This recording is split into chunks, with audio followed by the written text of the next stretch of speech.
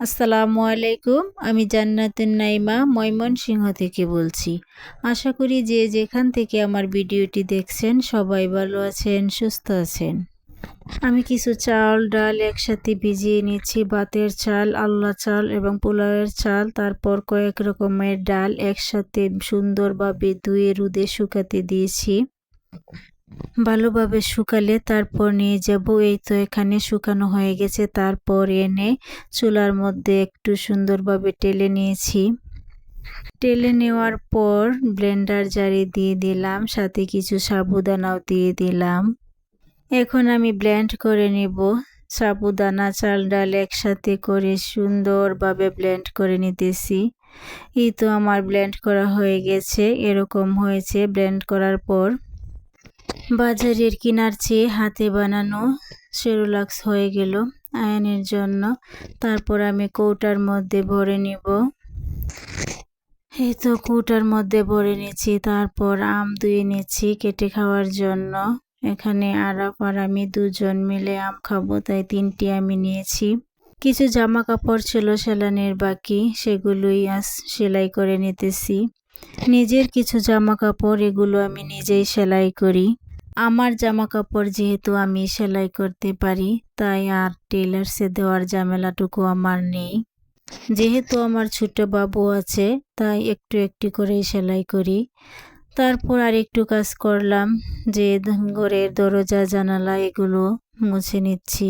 যেহেতু বাবু আছে সেজন্যই আমি একটা দুটা করেই কাজ করি প্রতিদিন। একদিনে অনেকগুলো কাজ করা আমার পক্ষে সম্ভব হয় না। রুমের কিছু জিনিসপত্র ধুয়ে মুছে নিলাম। তারপর দেখি ফ্রিজের মধ্যে কয়েকটি কলা কালো হয়ে যাচ্ছে।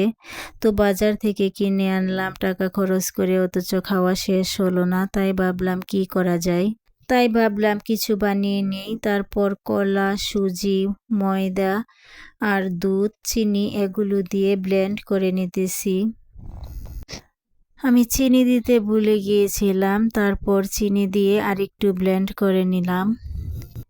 এই তো চিনি দিয়ে দিলাম, পরিমাণ মতো লবণও সাথে দিয়ে দিলাম। তারপর একটি প্যান বসিয়ে একটু বেকিং পাউডার সাথে দিয়ে সুন্দরভাবে গুলিয়ে নিলাম।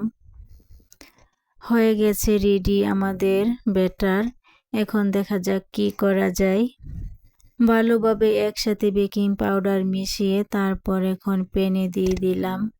কেকের মতো হয়েছে, নরম, সফট এবং খেতে অনেক সুস্বাদু।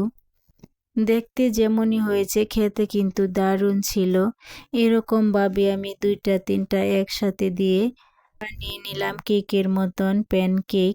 প্রথমে আমি ঢাকনা দিয়ে ঢেকে দিয়েছি, কিন্তু পরবর্তীতে দেখি ঢাকনা দিয়ে ঢাকা ছাড়াই সুন্দর হয়। ঢাকা ছাড়া যে পিঠাগুলো আমি বানিয়েছি সেগুলোই সুন্দর ফুলকো ফুলকো হয়েছে আর জালি জালি হয়েছে। এভাবেই আমি সবগুলো প্যানকেক বানিয়ে নিলাম। আপনাদের সকলের সুস্বাস্থ্য কামনা করে আমি আজকের মতো বিদায় নিচ্ছি। আসসালামু আলাইকুম ওয়া রাহমাতুল্লাহ।